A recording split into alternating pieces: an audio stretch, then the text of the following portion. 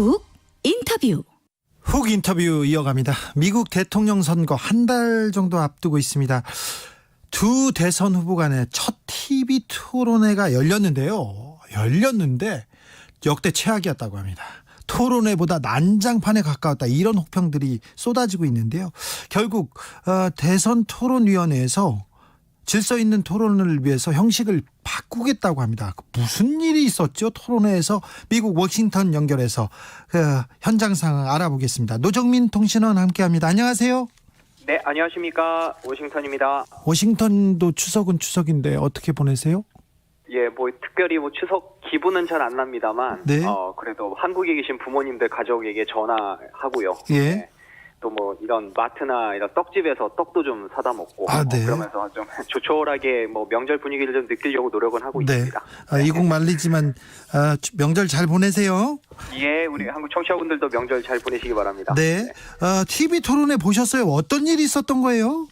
예, 저도 TV 토론회 1시간 반 동안 제가 쭉 지켜봤는데요. 네. 처음에 말씀하신 대로 난장판이라고 하셨는데 일종의 정말 아수라장 같은 토론회였던 것 같거든요. 네. 그러니까 초반부터 두 후보, 그러니까 특히 트럼프 대통령의 끼어들기가 너무 심해서 이 토론회가 좀처럼 진행이 잘 안 되고, 또 무슨 말을 하는지 제대로 알아들을 수가 없었어요. 서로 네. 말이 많이 섞이니까. 애초 사회자의 목표가 자신의 있는 듯 없는 듯 진행하는 것이 목표였다고 하는데, 워낙 서로 끼어들기가 많으니까 사회자의 목소리도 커지고 중지하기가 바쁘고요. 네. 그러면서 이 토론회 이후에 한 정치평론가는 이 두 후보가 마치 유치원생 싸움처럼 이 토론회를 했다, 이렇게까지 평가를 했는데, 미국 언론들도 TV 토론회에 대해서 잦은 끼어들기, 인신공격성 발언으로 얼룩진 미 대선 역사상 최악이었다, 재앙 수준이었다, 혼돈과 지저분한 토론회였다, 이런 혹평을 잔뜩 쏟아냈습니다. 네. 트럼프 대통령이 미디어 이런데 굉장히 토론에 능해서 아마 네. 작전을 짜고 나온 것 같다, 이런 생각도 했는데, 저는요, 네. 바이든 후보가 예. 셧업 얘기를 해가지고 엄청 놀랐습니다. 네, 맞습니다. 사실 트럼프 대통령이 이것도 전략이 아니겠느냐. 왜냐하면 끼어들기를 해서 이제 토론의 어떤 그 본질을 좀 흐리고 어떤 시간 끌기를 하는 전략이 아니겠느냐, 이런 분석도 좀 나오긴 했습니다만, 네. 워낙 처음부터 이 토론회 시작부터 트럼프 대통령이 끼어들기를 많이 하면서 바이든 후보가 말을 못하게 했거든요. 네. 그러니까 무려 71번이나 끼어들기를 했다고 하는데, 네. 말씀하신 대로 바이든 후보가 Would you shut up, man? 이러면서 입 좀 닥쳐줄래? 이런 이야기까지 했거든요. 거의 욕설에 가까운 거 아닌가요? 예, 저도 깜짝 놀랐습니다. 예. 토론회에서 공중파에서 그런 이야기를 했다는 게. 예. 그래서 이뿐만 아니라 이제 서로에 대한 인신공격성 발언도 많이 나왔는데. 대단하더라고요. 트럼프 대통령이 바이든 후보에게 당신 학교 꼴찌로 졸업하지 않았냐, 그러면서 어떻게 나한테 똑똑하다고 말을 할 수가 있느냐, 이런 말도 하고, 바이든 후보는 트럼프 대통령에게 러시아의 꼭두각시 아니냐, 미국 역대 최악의 대통령이다, 이렇게 맞받아치기도 하고요. 예. 또 서로 가족 이야기도 좀 건드리고, 그러면서 좀 토론회의 어떤 본질보다는 좀 이렇게 바깥 외부에 대한 이야기가 더 많이 나왔던 것 같습니다. 그래도 좀 쟁점이 있었을 것 같은데요, 이번 토론회에서. 예, 맞습니다. 주제가 기본적으로 크게는 한 6가지였는데요. 일단 연방 대법관 지명 문제부터 시작해서 코로나19, 미국 경제, 인종 갈등, 기후변화, 건강보험, 그리고 마지막으로 이제 선거 결과의 어떤 신뢰성, 이런 것까지 주제가 나왔는데, 네. 특히 코로나19에서는 설전이 좀 치열했습니다. 바이든 후보는 지금 미국 내 700만 명 이상의 감염자, 20만 명 이상 사망자 어떤 책임론을 집중 공략하니까, 예. 트럼프 대통령은 곧 백신이 나올 거라면서 대응은 성공적이었다, 이렇게 이야기를 했고요. 예. 인종 갈등과 관련해서는 트럼프 대통령이 어떤 폭력 시위 배후가 대부분 바이든 후보의 지지자들이다, 이렇게 말하니까 오히려 바이든 후보는 트럼프 행정부 들어서 폭력 시위가 더 많이 늘어난 거 아니냐, 네. 당신이 인종차별주의자다, 이렇게 지적을 했습니다. 마지막으로 한 경제와 관련해서는 트럼프 대통령은 늘 자신 있게 말했잖아요. 이제 미국 경제는 자기가 있을 때 최고의 호황을 누렸다, 이런 예. 이야기를 하니까 바이든 후보는 오히려 빈부격차만 더 심해졌다, 이렇게 맞받아쳤습니다. 트럼프 대통령 납세 문제가 최근에 가장 뜨거운 화두 중에 하나였던 것 같은데요. 네, 맞습니다. 토론회 이틀 전에 뉴욕타임스가 트럼프 대통령이 최근 15년 가운데 10년은 세금을 한 푼도 안 냈고, 예. 특히 2016년, 2017년에는 연방소득세를 $750, 한국 돈으로 한 80만 원 정도밖에 안 냈다, 이렇게 보도를 했거든요. 예. 그러니까 이 토론회에서도 이 보도의 내용이 사실이냐, 이런 질문이 있었는데, 바이든 후보도 그동안에 이제 트럼프 대통령이 계속 쥐꼬리 납세를 해왔다 이렇게 공격을 해오니까 이제 트럼프 대통령이 사실이 아니다. 내가 각각 수천만 달러의 세금을 냈다 이렇게 해명을 하니까 바이든 후보가 그러면 세금 환급받은 거 보여줘라 뭐 이런 공격을 이어갔거든요. 그러니까 예. 약간 그 정도 언급하는 선에서 이 세금 문제는 그냥 지나갔습니다. 그렇습니까? 여기서 끝났어요. 또 다른 거는요? 그다음에 이제 뭐 바이든 후보의 이제 가족 문제가 좀 나왔는데요. 예. 특히 이제 트럼프 대통령이 이제 그 바이든 후보의 둘째 아들이 이제 약물 중독으로 군대에서 불명예 제대하고 특별한 직업이 없었는데 뭐 러시아나 우크라이나에서 큰돈 받은 거 있지 않느냐, 이거 어떻게 된 거냐, 부통령 아버지 둔 것 때문 아니야 이렇게 또 공격을 했거든요. 예.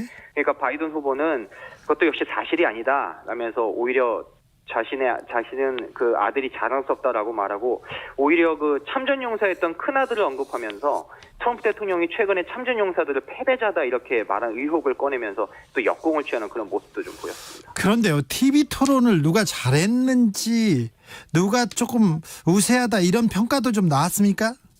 예, 나왔죠. 그 끝나고 난 다음에 그 CNN 방송이 토론해주고 여론조사를 했는데 네. 그래도 일단 바이든 후보가 잘했다라는 응답이 한 60%였고요. 트럼프 대통령은 한 28% 정도에 그쳤거든요. 예. 그 CBS 방송도 한 48% 정도가 바이든 후보가 잘했다 이렇게 손을 들어줬는데 특히 토론회 이후에 바이든 후보에 대한 호감도는 높아졌는데 트럼프 대통령에 대한 호감도는 더 낮아졌다 이런 응답이 좀 많았습니다. 네. 그러니까 뭐 개인적인 견해입니다만 이제 제가 토론회를 봐도 예. 이 트럼프 대통령은 다소 다혈적인 데 반해서 좀 바이든 후보는 좀 안정적인 모습을 좀 보인 것 같거든요. 네. 그러니까 특히 제가 인상적이었던 건 바이든 후보가 이제 토론회 중간마다 카메라 정면을 바라보면서 마치 유권자들에게 설명하고 호소하듯이 이제 이런 모습을 취한 게 좀 인상적이었거든요. 인자하게 그런데 쳐다보죠. 예. 예. 근데 이제 트럼프 대통령은 자꾸 이제 주제에서 벗어나려는 그런 모습을 보이고 자꾸 설전만 보이고 이제 끼어들기를 하니까 아마 대부분 유권자들도 좀 비슷하게 느끼지 않았나 이런 생각이 좀 들었습니다. 저기 통신원님, 지난번에 힐러리 클린턴과 예. 트럼프의 그 지난 대선 때 TV 토론이 있었는데 그때는 트럼프 대통령이 조금 이번보다는 좀 점잖았지만 비슷한 양상이었고 그때도 예, 맞습니다. 힐러리 클린턴이 잘했다가 6대3 정도로 우세였던 걸로 저는 기억하고 있는데요. 맞습니다. 예, 그 지난 그 대선 때에도 첫 TV 토론회에서 제가 기억하기에는 그 힐러리 클린턴 전 후보가 잘했다는 응답이 한 60% 정도였고, 예.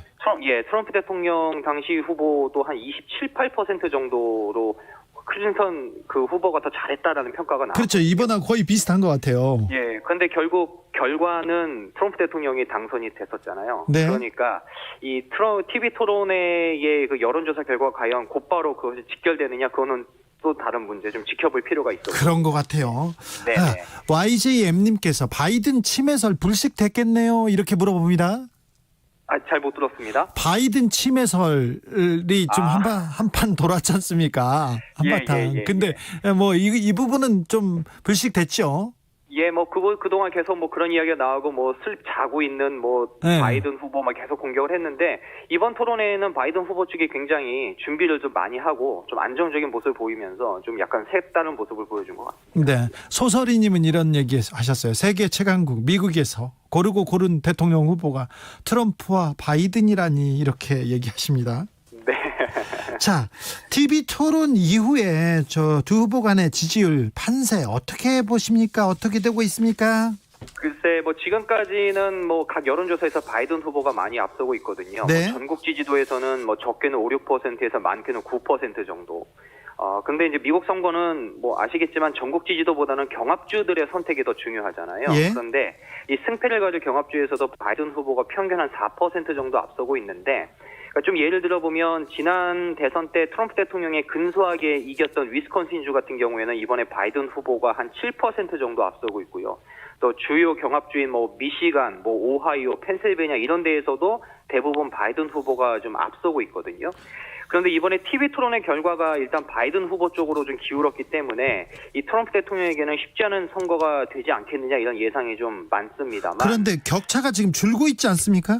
예, 그 플로리다주 같은 경우에는 업적피치를 했는데 오히려 플로리다주 같은 경우에는 그 트럼프 대통령이 오히려 한 4~5% 정도 역전했다라는 그런 집계도 좀 나와 있거든요. 예. 그러니까 지금 트럼프 대통령의 현장 요새 분위기가 일단 뜨겁고 계속 트럼프 대통령이 그 트위터를 이용해서 계속 이슈 만들기를 하면서 좀 보수층 결집을 계속 노리고 있습니다. 그렇다 보니까 아무래도 끝까지 좀 가봐야 되지 않겠나 이런 생각이 듭니다. 지난번에도 뭐 트럼프 대통령 후보의 압승을 예상했는데 나중에 보니까 샤이 트럼프, 샤이 보수 많더라고요. 그래서 그렇죠. 이번에도 또 저기 트럼프 대통령 만만치 않을 것 같다는 생각을 해봅니다. 그런데요. 네네. 그런데 이번 대선에서 조 바이든이 크게 이기지 않으면 트럼프 대통령이 무조건 불복할 것이다 이렇게 얘기합니다. 그래서 평화적인 정권 교체 안 될 수도 있다. 미국에서 하는 우려입니다. 어떻게 보세요? 네.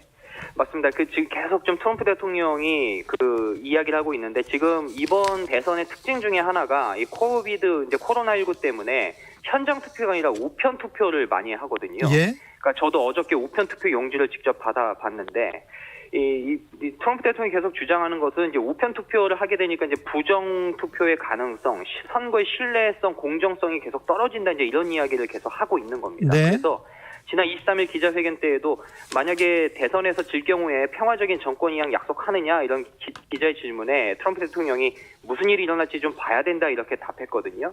그러니까 트럼프 대통령이 대선에서 지면 결과에 불복할 수도 있다 이런 우려와 논란이 정치권에서 커지고 있는데 그러니까 어제 토론회에서도 그 이야기가 나왔습니다. 그러니까 바이든 후보는 자기는 승복하겠다 이런 이야기를 하니까 이 트럼프 대통령은 계속 우편 투표의 선거 부정성 이야기하면서 이제 이야기를 확답을 하지 않았는데 이를 의식해서인지 지금 미국 정치권에서도 특히 공화당 내에서도 이 평화적 정권 교체에 대해서 우려하는 목소리가 높고요.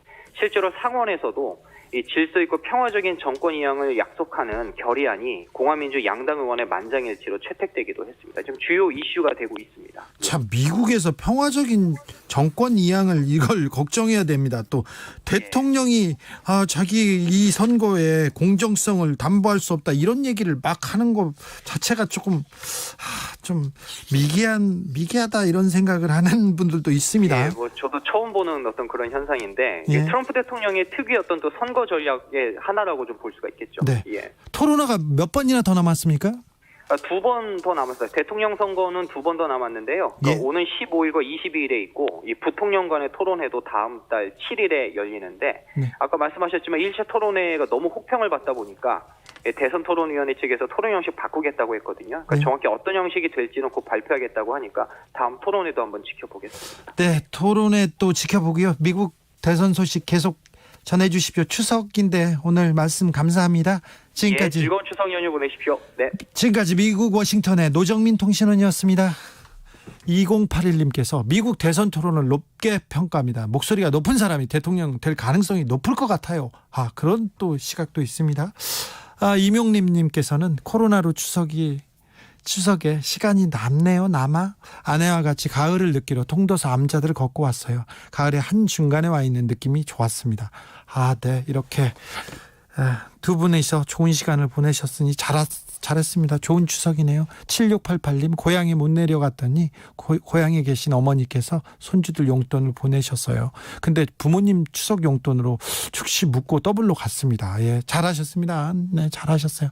5007님 광주인데요. 버스 타고 가는데 방송이 나와서 문자 보냅니다. 버스 안에서 마스크가 비치되어 있어서 보기 좋습니다. 서울에서는 볼 수 없거든요. 그렇습니까? 전주도 그랬는데 광주도 그러네요. 아이고 좋은 제도인 것 같아요. 좋은 마스크를 비치해 놓고 다른 빌려 쓴 사람들이 나중에 더 갚고 더블로 갚고 그거 좋은 것 같습니다.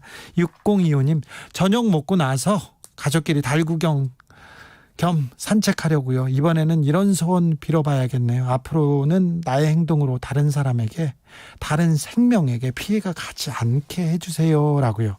주진우 라이브 늘 감사합니다. 열일 중에도 행복하세요 얘기하는데 행복하십시오. 이번 추석 감사합니다. 테이크아웃 시사 나왔습니다. 오늘도 하나 챙겨가세요. 주진우 라이브.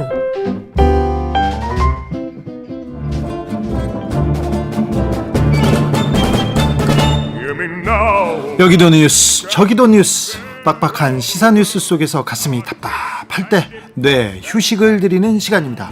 한 주에 한 권 맛있는 책을 만난다. 책의 맛. Now hurls down his gauntlet to thee. 김갑수 평론가님 어서 오세요. 안녕하세요. 정선태 교수님 어서 오세요. 네, 안녕하세요. 네. 민족의 대명절입니다. 추석입니다. 코로나 시대의 명절. 아이고 좀 다르죠 분위기가? 대면 효도만 효도가 아니다. 네. 저는 비대면 효도를 지금껏 해오고 있어요. 저는 부모님한테 항상 아무 소식 없는 게 그 희소식이다. 그래가지고 그런 주의로 지금껏 살고 있습니다. 단 희소식은 희소식인데 네. 그래도 무슨 명절에는 뭐 하나쯤은 해야 되거든요. 그게 네. 이제 얼굴 뵙는 거지만 네. 이번에 안 되니까 돈 드려야 돼요. 아 그래요? 그게 제일 그거만큼 저는 부모님한테 돈을 드리면요. 네. 부모님이 모아서 또 드리지 않습니까? 또 다른 사람 드리거나 뭐 다시 주거나. 그래서 이거는 방법이 아니라고 생각하고 돈을 안 드렸는데 서운해 하실까요? 그럼? 돈 드려야 돼요. 그래요? 예, 왜냐하면 이 부모가 좀 어려운 형편이 아니어도 네. 일단 자랑스러워하고 그다음에 그 돈을 뭔가에 쓰는 기쁨. 네. 나이가 이제 주진우 기자 부모 연세면 지금 꽤 70대 아마 후반이거나 80 넘었을 네, 가능성이 네. 높은데 그러면 그 이렇게 주위에다가 이렇게 인심 쓰고 하는 거를 정말 좋아하시는 좋아하시죠. 분들이거든요. 그래가지고 얼마 전부터는 돈을 드리는데 현찰을 많이 이렇게 그 꾸러미로 드리면요, 막 그걸 나눠주는 그 기쁨을. 요즘 네. 그리고 주진우 씨가 지금 아주 번창하고 있고 아니요. 그래서 저는 영원히 이렇지 않으니까 아니 저는 잘 나갈 때 막 드리라고. 저는 얼마 전까지 지금 잘 나가지도 않고요. 얼마 전까지도 부모님한테 용돈을 받았어요. 네? 부모님이 똑바로 살으라고 항상 돈을 주셨어요. 그러면 이걸로 부족하다 항상 더 내놔라 이렇게 얘기했습니다. 용돈을 드리면 그렇게 쓰시면 좋은데 다 모아놨다가 그니까요. 손녀한테 쓰지. 다시 돌려주세요. 네. 그렇지. 이 손주 대학 갈 때 등록금 대주고, 네. 이 결혼할 때 뭐 사주고, 네. 또 손주 증손주 나면은 유모차 사주고. 근데 그것도 또 기쁨이니까. 네네 네, 맞습니다. 그럴 수 있는 합니다만은. 게. 두 선생님들께서는 이번 추석 어떻게 보내고 계신지요? 아, 저부터 말씀드려야 할 것 같아요. 제가 고향을 떠난 게 40년 가까이 됐는데 네. 매년 2번씩은 갔거든요. 네. 추석과 설날에는. 네. 근데 올해는 정말 못 가게 생겼습니다. 네. 이 어딘가 그 플래카드가 있었죠. 불효자는 옵니다. 옵니다. 네. 정말로 오는 걸 반가워하지 않는 것 같아요. 그래요? 네. 아이 내심 이렇게. 글쎄, 내심. 나도 그래서 이 당숙 어른께 진지하게 여쭤봤죠. 정말 네. 가요? 그러니까 안 와도 돼. 딱 한마디로. 그래야 그렇게 얘기하시던가요? 그래서 몰래 다녀올까 합니다만은 그 다녀오는 거하고는 좀 상관없게 저는 이제 모든 가게가 이북에 있기 때문에 사실 뭐 이렇게 간다는 게 별로 의미가 없는 대신 이제 바뀐 생각을 잠깐 얘기하고 싶은데 저는 최근 1, 2년 한 2, 3년 새에 완전히 딴 사람이 된 것 같은데 그 전에는 한국 전통에 대한 부정 왜 모든 집이 제사를 지내고 명절 때 놀러 가는 게 최고고 이런 얘기를 꺼리낌 없이 방송에서 해왔어요. 예. 왜냐하면 늘 그렇게 생각했으니까. 뭐 그밖에 조선조에 대한 그 아주 부정적인 생각, 하여튼 그런 생각을 젊은 시절부터 쭉 가져왔다가 네. 어느 시점부터 나라는 존재를 긍정하는 게 굉장히 중요하다는 결론에 이르렀는데 그 나가 계속 확장된 거예요. 네. 그러니까 그 우리가 지내왔던 치러왔던 게 지금 농촌의 이 주기하고 전혀 맞지 않는 현대인의 도시 삶이어도 농촌 시대에 생성됐던 이런 추석 같은 명절의 의미를 새겨서 그때 뭔가 행동을 하는 거 있잖아요. 네. 올해는 틀렸지만 가족이 모인다든지 뭐 조금 성의를 표한 돈을 드린다든지 하는 이런 식의 일련의 행위를 그런 게 사람 사는 좀 격식이고 꼴이구나 하는 생각으로 이제 바뀌었어요. 네. 추석이나 설이나 이런 걸 좀 소중하게 생각하게 됐다는 얘기죠. 아 그렇죠. 그래도 1년에 한두 번씩 가족들이 모여서 가족의 의미를 새기고 사랑의 이야기를 나누고 그렇게 부모와 자식 간의 정을 나누고 아름다운 일이죠. 점점 이런 정을 나누는 게 퇴색됐는데 이 코로나가 이 작은 이런 의미들 자꾸 사라지게 만드는 것 같아서 걱정입니다. 그러니까 추석이 우리한테 이제 두 가지거든요. 하나는 혈연 공동체 점점 잊어버려가는 네. 이것. 그다음에 이제 장소의 공간에 대한 거 농촌이란 연상이 있지 않습니까? 네. 근데 한국인의 거의 모두는 뿌리를 한 대만 올라가도 농촌이 나와요. 예. 2대, 3대 갈 필요도 없어요. 그냥 바로 부모대. 네. 뭐 이렇게 되니까 농촌 배경의 삶의 출신이라는 것하고 혈연 공동체에서 한 4천 넘어갔을 때 관계 한 번쯤 생각해 보는 건 굉장히 의미 있습니다. 네. 그렇습니다. 그 코로나 시대에 고향도 못 가게 생겼는데 저희 어머니는 그러세요. 옛날에도 역병이 돌면은 네. 이 차례를 모시지 않기도 했다 이렇게 하시면서 뭐 위로 반, 뭐 아쉬움 반을 표현하기도 합니다. 네. 아무튼 난리통입니다. 역병 속에서 네. 우리가 추석을 만났습니다. 이 추석을 그래도 풍요롭게 해줄 만한 그런 책을 저희가 준비했습니다. 선생님, 뭐죠? 네, 오늘은 고향의 구수한 향기를 그대로 전해줄 수 있는 작품 골랐습니다. 이문구 선생의 관촌수필입니다. 1970년도에 쓰여진 네. 책인데 네. 명작이죠. 네, 1970년대에 쓰여진 연작 모음집이죠. 예. 8편의 소설이 독자적으로 한 편 한 편이 독자적으로도 재밌어요. 재밌으면서도 또 전체가 한 권의 소설을 읽히는 수필과 소설의 경계에 있는 대단히 흥미진진한 작품이고요. 그리고 드라마로 보면 시트콤으로 생각하면 돼요. 네, 동일한 인물과 배경이 나오지만 에피소드는 다 다른 맞아요. 뭐 그런 거죠. 근데 이문구 선생님이 소설가잖아요. 소설가인데 자기 얘기가 너무 많아서 그런지 그래서 수필을 이름을 다는 맞습니다. 것도 네. 같고 그런 생각해보면 네, 어떤 그 비평가는 수필이라고 붙인 이유가 있을 것이다. 예. 그러니까 소설의 미학에 조금 그 미달한다. 예. 그렇다고 뭐 수필이 소설만 못하다는 건 아닌데 네. 소설과는 좀 구분되는 점이 있습니다. 네. 그 어떤 평론가가 얘기했는지 도저히 동의를 못 하겠는데 그 이문구 선생 얘기 좀 해볼까요? 네.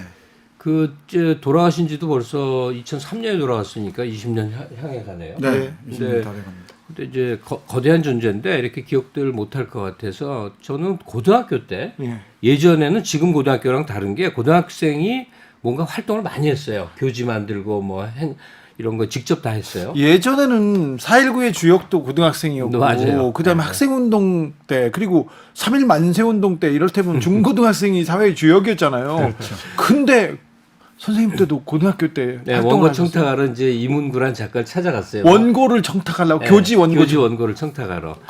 이게 관촌수필 막 쓰실 바로 그때입니다. 아, 그때? 74년이니까. 네. 쓰고 계실 때네. 근데 제가 기억이 뭐가 그렇게 선명히 남냐면 작가나 시인은 아무리 뭐 사람이 좀 이렇게 인간적이어도 기본적으로는 약간 지적인 냄새가 나는 게 보통이거든요.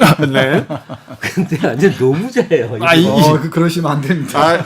이문구 선생님 분위기가 얼굴 강하죠. 인상 강하죠. 나 위대한 작가라고 생각을 해오는데 그때가 아마 한국문학사였을 거예요. 그 편집장을 하셨는데 예. 책상에 앉아서 노트에다가 계속 깨알 같은 글씨로 원고 소설을 쓰고 있는 중이에요. 네. 그러니까 소설을 쓰면서 우리를 맞이해서 얘기를 하면서 차도 마시면서 하여튼 그 상황이 벌어지는 거예요. 그러면서 계속 글을 쓰시는. 계속 써요.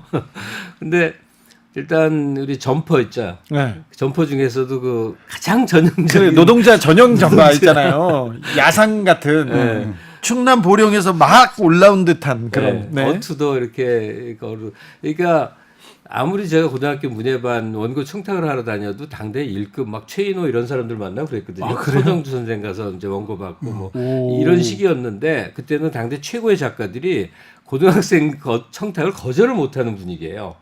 딴 데는 안 해도 네. 우리 원고리도 안 줬거든. 네. 뭐 이어령 이런 사람들 만나서 다 대담도 하고 그랬거든요. 그때부터 고등학교 때 이어령 대담. 그때부터 우리 또 김갑수 선생님 얼마나 또 이게 화려한 언변 아니, 이렇게 그때는 이제 수준. 어?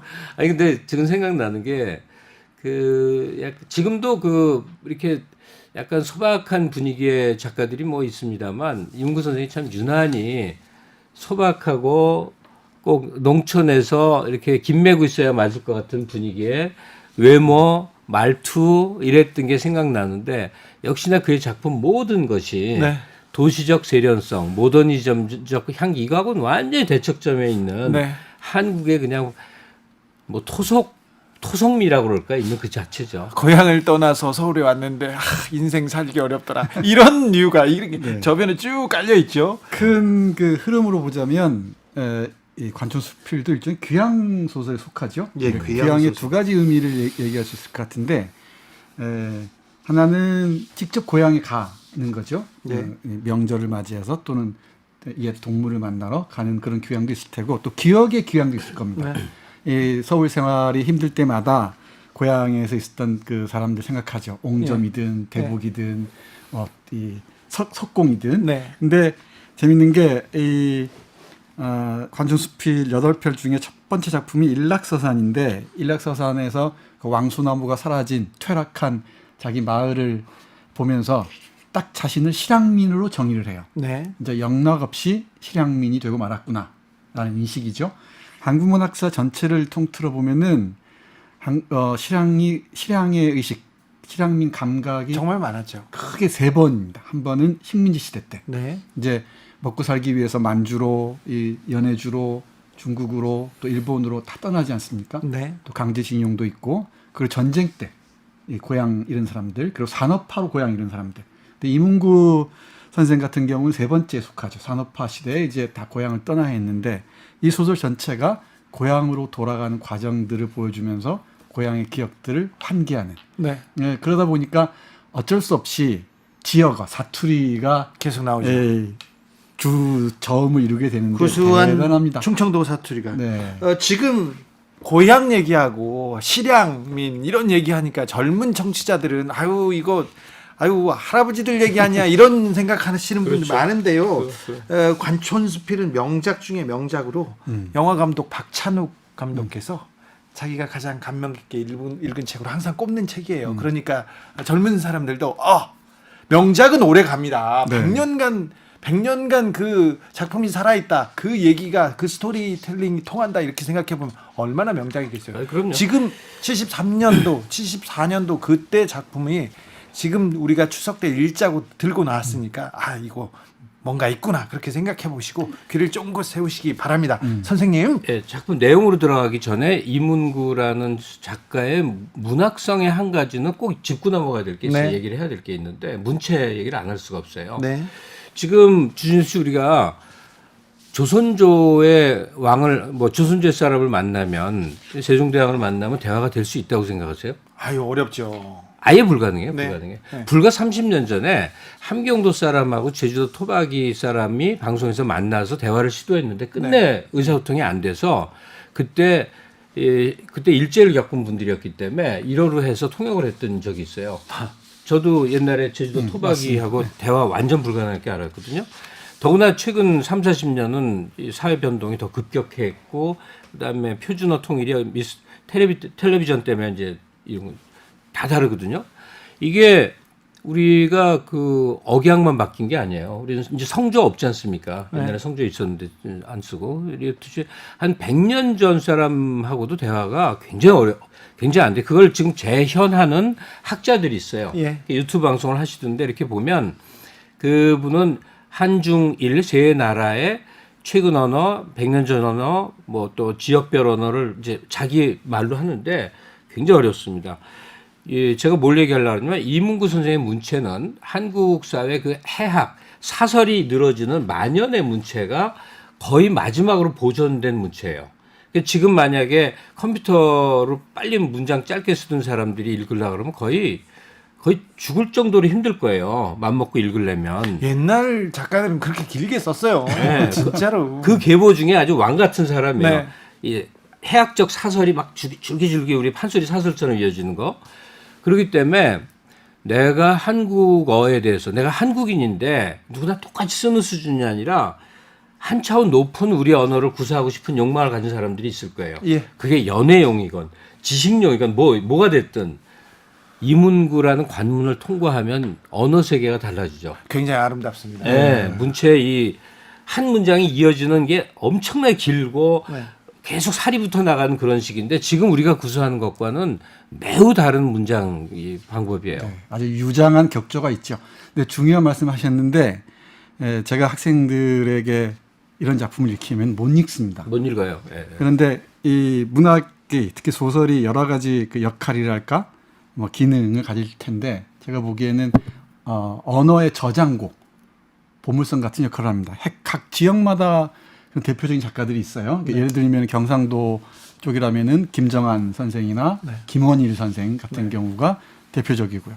이쪽 또 경상도 저쪽 남쪽으로 가면은 통영 쪽에 우리 박경리 선생의 김약국의 딸들 같은 것도 네. 그렇고요. 전라도 넘어오면은 조정래 선생을 빼놓을 수가 없죠. 네. 그리고 전라북도 오면은 채만식에서 이 윤원길 선생으로 이어지고, 그리고 충청도에 오면은 바로 이문구 선생하고 충남 예산의 방영웅 선생의 그 불력이라는 작품이 있습니다. 방영웅. 이 충청도 말을 그대로 재현해내죠. 이거야말로 정말 그 우리 언어의 보물 창고 같은 네. 역할을 합니다. 최양락 선생은 아닙니다. 네. 네, 그래서 이 젊은 분들이 이런 소설들 읽으시면은 우리가 잃어버렸던 다양한 그 뉘앙스의 언어들을 습득하면서 전혀 다른 정서와 만나게 됩니다. 네. 어서 또 관천으로 가보자고요. 네. 8편의 단편 소설들이 묶여 있다고 했잖아요. 연작 형태로. 네. 다 하나하나 말씀드릴 수는 없고 이 중에서 공산토월 5번째 작품입니다. 5번째 작품입니다. 네. 예, 공산토월을 말씀드릴 텐데 네. 먼저 본격적으로 얘기하시기 전에 제가 짤막하게 줄거리 말씀드리면은 서울에서 공산주의 아니고 빈산이라는 소리예요. 네. 공산 빈산이 달을 토해낸다 토해낸다. 그 뜻입니다. 근데 그 서울에서 이런저런 생활을 하고 있는 내가 이 팍팍한 서울 생활을 하다가 어느 날 그 석공이라는 인물, 어릴 때 가까이 지냈던 자기 가족 일을 알뜰하게 돌봐주었던 석공이라는 신현석이죠. 그분을 떠올립니다. 떠올리면서 자신의 기억을 쭉 적어가는 그런 작품입니다. 그런데 석공이었던 신현석 씨가 나중에 60년대 돌아와서 이 백혈병으로 세상을 떠난다는 그 얘기입니다. 간단합니다. 그런데 내용은 만만치가 않습니다. 왜 이 공산토월은 관촌수필에서도 가장 명작으로 이렇게 꼽히지 않습니까? 네. 근데 왜 그렇죠? 다른 작품에 비해서? 일단 여러 가지를 줄 수 있겠는데 일단 볼륨도 있고요. 다른 네. 작품에 비해서 꽤 분량이 많고요. 그리고 이 뭐랄까요? 이 인간에 대한 깊이 있는 이해가 각별합니다. 특히 자기가 잃어버린 관계들을 그 신현석이라는 그 고향의 인물을 통해서 재발견하는 그런 소설이고요. 그리고 산업화 과정에서 우리가 잃어버린 인간상을 그려냈다는 점에서 많은 사람들이 좋아하는 것 같습니다. 네. 그리고 이 관중수필 전체 그렇습니다만은 이 언어의 재현, 충청도 이 사투리의 재현은 눈부신 바 있습니다. 좀 읽어주시죠. 한 네, 문장 좀 부탁드릴게요. 관촌, 관머리로 가기 전에 박용래 시인에 관한 얘기가 나와요. 네. 저도 그 부분 네, 이 첫 부분인데 기억으로 들어가기 전에 이 박용래 시인을 만나는 장면이 나오는데 네. 대단히 그 유명한 시인이죠. 예. 이 눈물의 시인으로 잘 알려져 있습니다. 충청도의 눈물의 네. 시인입니다. 김갑수 선생님 잘 아시겠지만 매우 잘 알죠. 네. 그 부분 한번 제가 읽어보겠습니다. 그런데 자신이 없는 게 제가 충청도 말을 재현하기가 어렵습니다. 그러니까 반쯤 쳤고 들어주시기 바랍니다. 아침 9시부터 백제유민 박씨와 나는 난로가 후끈한 중국집 식탁에 늘어붙어 창밖에 쏟아지는 한방눈을 내다보며 고량주를 마셨다. 무조건 술 먹어요. 하늘의 선심 같은 푸짐한 눈발 때문이었겠지만 씨는 불쑥 밑동 없는 말을 내놓았다. 외정 때 내가 조선은행에 댕길 적에 말이여.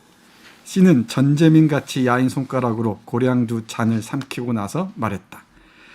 조선은행권 현찰을 곡간차에 가득 싣고 경원선을 달리는 뒤 블라디보스톡까지 논스톱으로 달리는 뒤 말이여. 경비원으로 묻어 갔었다. 그 말이라? 야, 너 왜 그러네? 왜 그래요? 이래봬도 무장 경호원이 본인을 경호하던 시절이 있어야 현찰 운송 책임을 내가 자원해서 했던 거여. 너 참 이상해졌다야. 왜 그려? 오, 그 눈, 그 눈송이, 그 두만강. 이까지 눈도 눈인 줄 아네? 눈인 줄 알아? 너도 한심하구나 야. 원상역을 지날 때 눈발이 비치더니 청진을 지나니께 정신없이 쏟아지는디. 아, 그런 눈은 처음이었어. 아, 그 눈, 그 눈. 그는 이미 떨리는 음성이었고 두 눈시울에는 벌써 삼수갑산 저문 산자락에 붐비던 눈송이가 녹으며 모여 토담 부엌 두멍처럼 넘실거리고 있었다. 이렇게 충청도 그 문장을 그렇게 못 읽으면 어떻게 해요? 들으니까 더 재미없다. 예, 어떻게 어쩌란 말이에요. 자, 이문구와 박용래는 굉장히 친한 사이였죠. 네. 친한 사이였는데 두 작가 간의 일화가 굉장히 많습니다. 그 일화는 우리 저 김갑수 선생님이 얘기해 줄 텐데 제가 좋아하는 그 이문구 작가님의 글귀를 제가 하나 가져왔습니다. 두 분은 술을 맨날 마시는 사이인데 아침까지 술을 먹다가 서로한테 서로 동네 집에 가고 그러면 한 잔 더 먹고 가. 싫어요. 갈 거요. 그러면은 아니 너 안 먹으면 나 울을 거요. 막 그러면서 계속 말을 이어가는 진짜 술 친구였는데 저기 박용래 약전입니다. 그러니까 박용래 선생한테 시인에 대해서 눈물의 시인이라고 명명하면서 이렇게 이문구 선생이 쓴 문구 하나 제가 읽겠습니다. 그는 자주 울었다. 내가 울지 않던 그를 2번밖에 못 보았을 정도로 그리 흔히 울었다. 모든 아름다운 것들은 언제나 그의 눈물을 불렀다. 갸륵한 것, 어여쁜 것, 소박한 것, 조촐한 것, 조용한 것, 알뜰한 것, 인간의 손을 안 탄 것, 문명의 때가 아니 묻은 것, 임자가 없는 것, 아무렇게나 버려지는 것, 갓 태어난 것, 저절로 묶은 것. 그러기에 그는 한 떨기 풀꽃, 한 그루의 다복솔, 고목의 까치둥지, 시래기 삶은 냄새, 오짓 굴뚝에 청솔 타는 연기, 보리 누름철에 밭종가리 울음, 삘기배동 오르는 논두렁에 미루나무 호두기 소리, 뒷간 지붕 위에 호박 넝쿨, 심지어는 찔레 덩불에 낀 진딧물까지 그는 누리의 온갖 생령에서 천체의 흔적에 이르도록 사랑하지 않는 것이 없었으며 사랑스러운 것들은 제가 제일 좋아하는 구절입니다. 사랑스러운 것들을 만날 때마다 만날 적마다 눈시울을 붉히지 않은 때가 없었다. 사랑스러운 것들을 만날 적마다 눈시울을 붉히지 않은 때가 없었다. 울보 네. 박용래 씨. 그러니까 아니 한 사람은 시인이고 한 사람은 소설가잖아요. 네. 양극단 같아요. 박용래 선생은 이제 은행에 근무하시던 분이고 그 이렇게 모습을 잘 안 보였고 그랬는데 극단적으로 짧은 시를 쓰는 사람이에요. 네. 짧은 언어 3줄로 한 3행으로 한 작품. 네, 네. 하여간 그런 사행시 많았어요. 예, 짧은 글을 쓰시는 분이고 이문구 선생은 또 정반대로 늘어지고 유장한 긴 문체를 쓰는 한 문장을 10줄로 쓰시는. 예, 그 박용래 선생과 둘이 같이 만나는 모습을 본 적은 없지만 어떻게 짐작이 가는 게 아침에 눈을 떠서 이렇게 마당에 있는 채송화가 피면 그 꽃이 아름다워서 눈물이 팍 흐르는 분이 이제 박용래 선생이라고 유명하거든요. 네. 그럼 아마 형이 나이 관계가 어떻게 되면 모르겠다. 하여튼 이렇게 안아주고 감싸주고 아마 그런 관계였었을 거예요. 술 안 먹으면 울 거예요. 그렇게 이게 무슨. 근데 이 관계를 보니까 이 공산토월이라는 작품으로 생각할 거리 한 서너 가지만 얼른 정리를 해보겠는데 이 소설의 주인공이 된 인물이 있어요. 이 사람이 뭐냐면 마을의 대소사를 다 챙기는 그런 사람이에요. 과거가 좀 있었죠. 예, 근데 누구나 그런 거를 떠올릴 수 있는 인물이 농촌 체험자들에겐 있습니다. 네, 그 고향에는 그런 걸 챙기는 걸 삶의 보람으로 삼고 약간 그냥 자기를 다 내놓고 사는 사람들이 있거든요.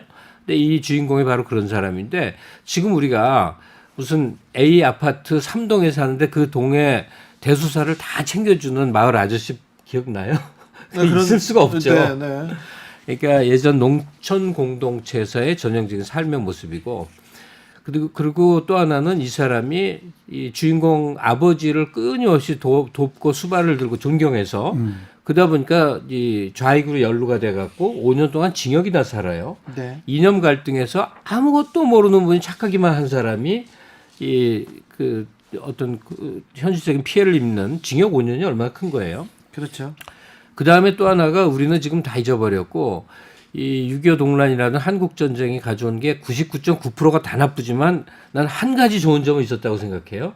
그게 우리 사회에 뿌리 깊게 내려왔던 이 계급을 그러니까 다 붕괴를 시킨 거예요. 예. 양반, 상놈, 중인 이걸 다 그때 붕괴가 되거든요. 다 이동해 버리고 그래서 이 소설에는 아직도 그 유산이 남아갖고 주인공 나는 양반집 자식이고 이 주인공이 묘사한 그 신 씨는 행랑채.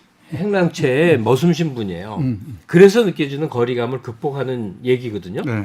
그러니까 할레드 호세인의 걸작이죠. 연을 쫓는 아이는 현재까지도 존재하는 그 이제 신분 갈등 때문에 빚어진 얘기를 쓰고 있는데 이건 그래도 70년대 그 아련하게 남아있는 반상 차별 이게 녹아 있어요. 그러면 저는 지금 10대, 20대들이 그 우리 사회에서 성씨 갖고 반상 차별하는 걸 접하면 너무 이상할 것 같아. 그걸 생각도 못하니까. 그렇죠. 지금 안 뭐 와닿죠. 마씨, 추씨, 뭐 피씨, 성씨에서 예전에 불이익을 받아버렸던 성씨를 가진 분들이 좀 희성인 거 외에 뭐 삶에 불편이 없고 취업에 어려움이 없을 거란 말이에요. 예. 근데 그런 게 노골적으로 존재했던 시기의 정서가 이 안에 그대로 배어 있습니다. 네.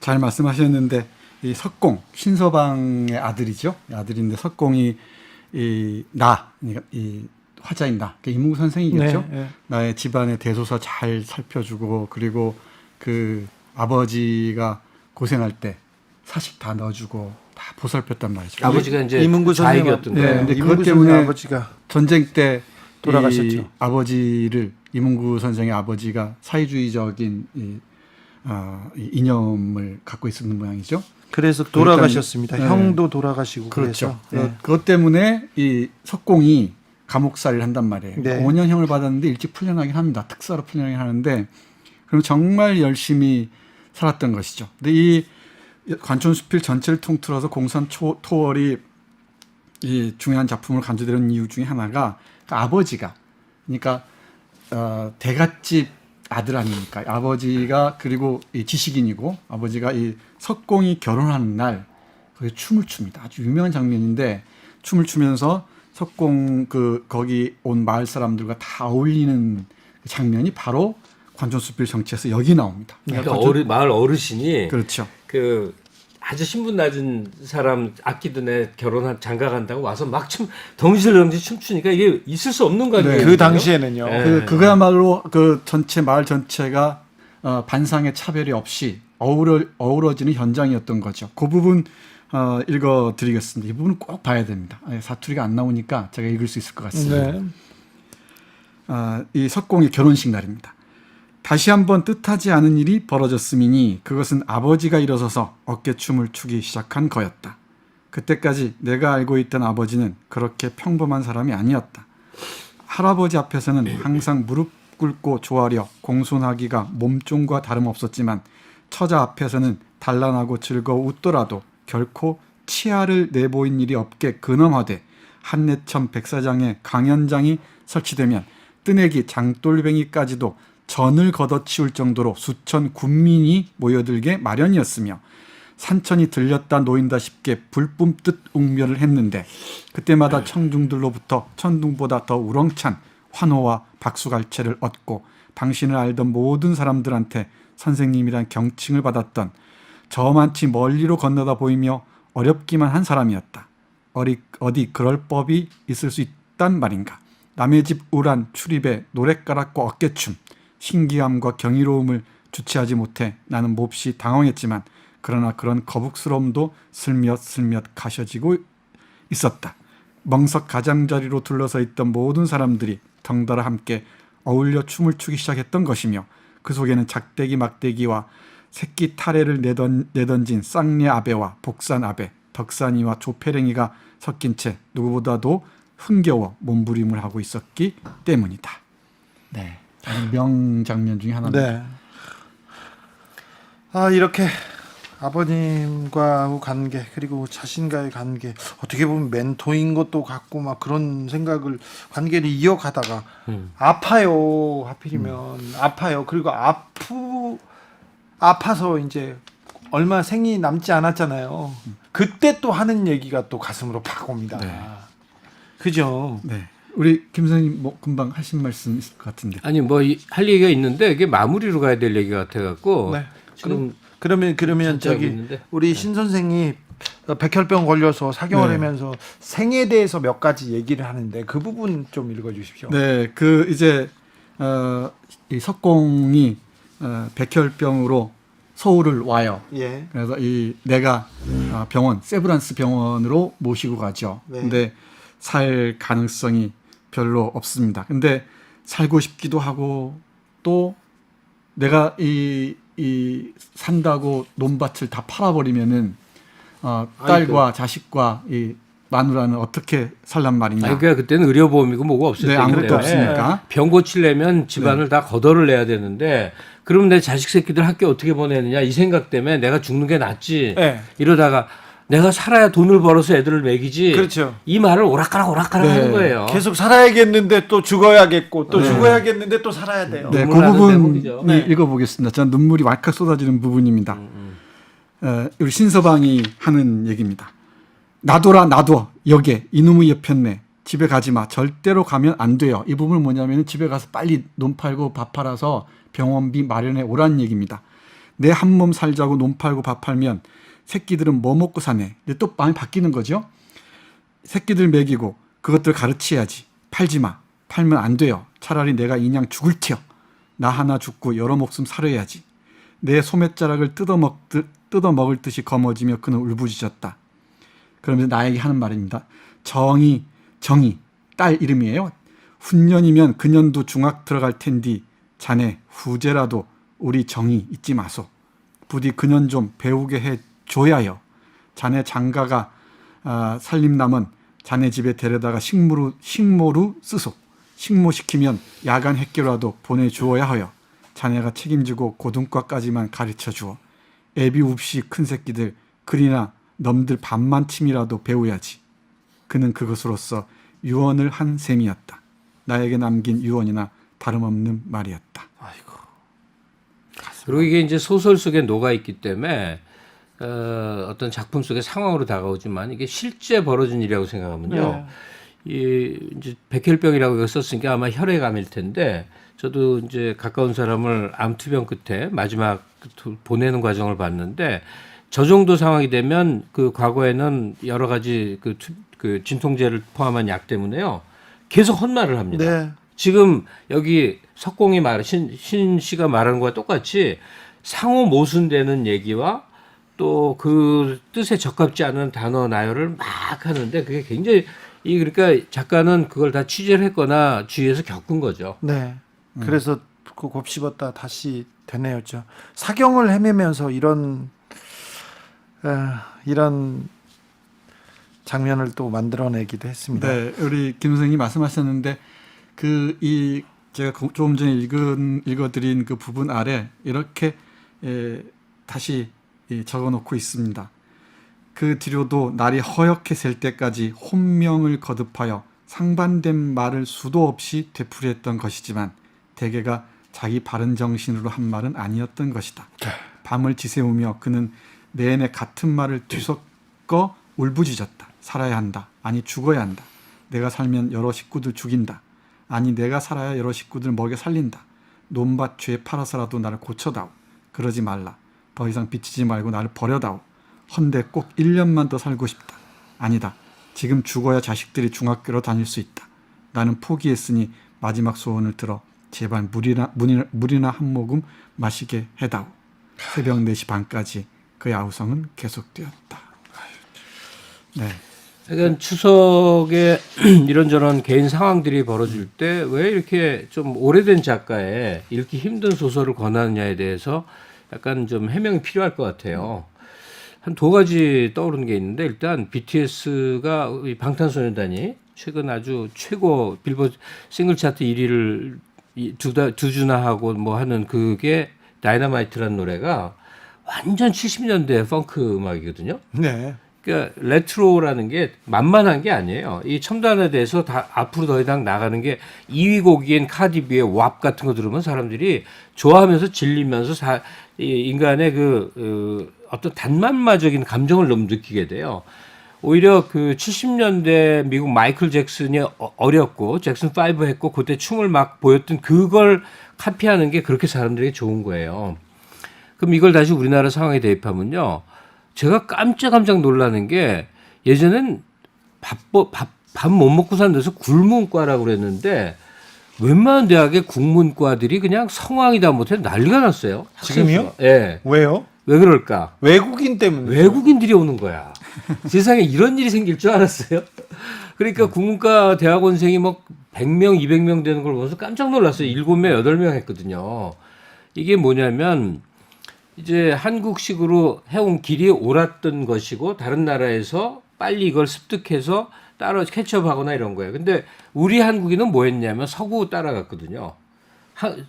보다 미국적이고 보다 유럽적이고 보다 영어를 잘하는 게 최고였단 말이에요. 네. 근데 어느덧 우리가 뒤에서 사람들이 따라온 때가 되면 우리가 갖고 있는 강점을 되돌아서 살리는 것 외에는 이제 더 잘하는 길이 없거든요. 그 중에 핵심 중에 핵심이 언어예요, 언어. 맞습니다. 한국어를 배우러 전 세계에서 한국에 있는 국문과에 오는 판에 우리 한국인들이 내가 뭘 좀 잘하려면 한국어의 세계인데 가령 이문구의 소설을 독해해내는 게 한국인으로서 자기 정신세계나 언어세계가 확 확장되는 계기예요. 그래서 이거는 국민교양 수준으로도 좀 권할 만한 거다 이거죠. 알겠습니다. 제가 자신 있게 말씀드리는데 이 관촌수필은 정말 재밌습니다. 네. 알겠습니다. 왜 그렇게 웃으세요? 아니 그 국문과 다니는 외국 학생들이 관촌수필 이해할 수 있을까 그 생각에 불가능하죠. 아유 참 어려울 텐데. 우리도 영어 소설 아무리 읽어봐야 그 뉘앙스 모르거든요. 네. 불가능해 불가능. 아 오늘도 김갑수 평론가님 그리고 정선태 교수님 추석 특집 책의 맛 감사했습니다. 관촌수필 아 생각만 해도 따뜻해집니다. 네. 네, 따뜻해집니다. 아, 추석 잘 보내시고요. 네. 감사했습니다. 고맙습니다. 네, 고맙습니다. 저기 향토색 짙은 청국장 같은 노래 추석을 맞이해서 하나 골라주십시오, 김갑수 선생님. BTS의 노래를 청국장이라고 그랬다. 아미들한테 매맞겠다. 아니 지금껏 청국장이라고 얘기해놓고 그러시죠. 70년대 얘기라고 하셨잖아요. 예, 아니 근데 BTS 노래가 꼭 첨단만 노래하는 게 아니었어요. 네. 예, 반주를 최소화하면서 이제 풀어나간 노래가 이 추석이 이제 고향 혈연 생각하듯이 그게 확장되면 70억 인류가 우리 한 손에 닿는 가까운 사람들이 되는 거예요. BTS의 이 마이크로 코스모스라고 소우즈라고 네. 돼 있는 그 노래를 들으면요. 아마 확장된 우리를 느낄 수 있을 것 같아요. 네, BTS의 소우주 들으면서 저는 추석날 주진우 라이브 마무리하겠습니다. 저는 내일 오후 5시 5분에 돌아오겠습니다. 지금까지 주진우였습니다.